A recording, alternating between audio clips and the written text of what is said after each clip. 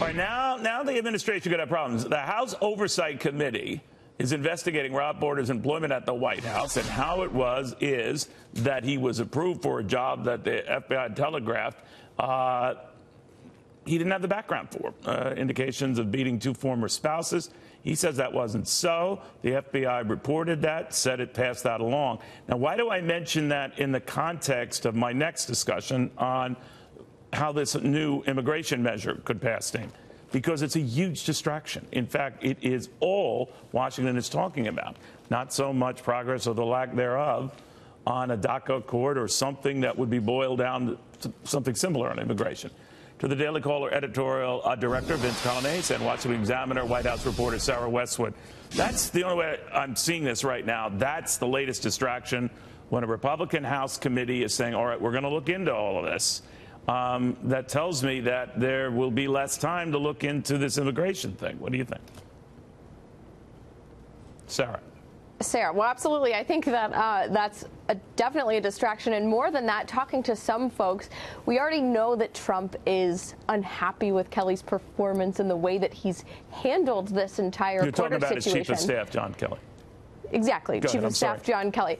But this investigation that Chairman Gowdy has opened could give Trump the pretext to act on that unhappiness, say, look, here's something concrete that came about as a consequence of the way Kelly handled the situation, and he can act on something he may be already predisposed to do, which is to get rid of Kelly and maybe put someone in that position who loosens some of the restrictions that have been placed on him that he's been growing increasingly unhappy with. Well, that could be a good or bad thing for the White House, depending on that and who would replace him in that event. But do you see this escalating to that, Vince, that the chief of staff could go? I see the conversations happening. I don't know if it actually gets there. I think that we often hear President Trump sort of musing amongst his inside and outside advisors. That often spills into the press about what his next steps should be. I don't think that necessarily translates into John Kelly leaving. If you're going to assess sort of John Kelly's place in the White House, I think it's best to do it in its totality. Because remember, this White House grew very stable relative to what it was when John Kelly arrived. He was able to control the flow of information and actually just get a sense of getting the trains to run on time. And if you are a critic of this White House because you believe that it runs in an unstable way by and large, or had in the past, the guy you want in that White House is John Kelly. He brings stability to the game. But you could also say, Sarah, if he's such great shakes, then all this instability and, a third of the staff churning and leaving within a little more than the first year, maybe there's better stability out there. What do you think?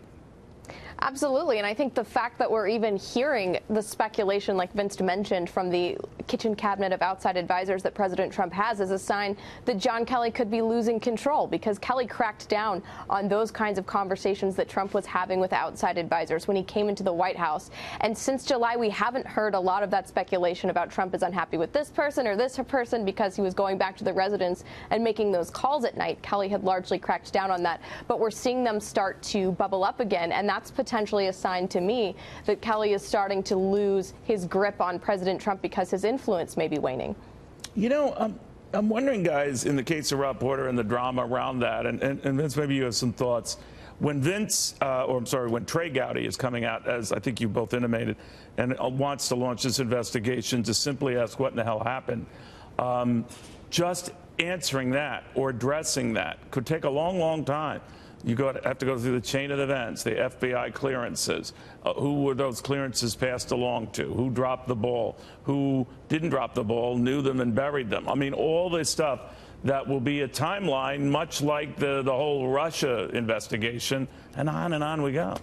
Yeah, and it's a distraction that, as you were saying in the outset, this consumes the oxygen in Washington. And by and large, reporters in Washington are desperate to play in this territory because they kind of like the drama back and forth. They think it makes the White House look weak, and they pick on it a lot. But the White House has committed, I think, a series of unforced errors over the course of the last week that has given this thing oxygen, that's led a guy like Trey Gowdy, who, by the way, is leaving Congress. He's kind of got, there's nothing holding him back at this point in any way, partisan or otherwise, from kind of speaking his mind. And he's saying, hey, look, we need to get to the bottom of this. The complicating factor in all of this, I think, is John Kelly. Because unlike almost everybody else in Washington, John Kelly sort of has this moral fiber that we can all sense, we can smell. So when he's involved in a story like this, it creates a complicated series of events. Most people in Washington you can write off as just being politically expedient. John Kelly, not typically. So that's why this story is so interesting, and why I hope that the general steps up to the podium at some point and answers some questions. Yeah, that could be interesting, to put it mildly. Guys, thank you both very, very much.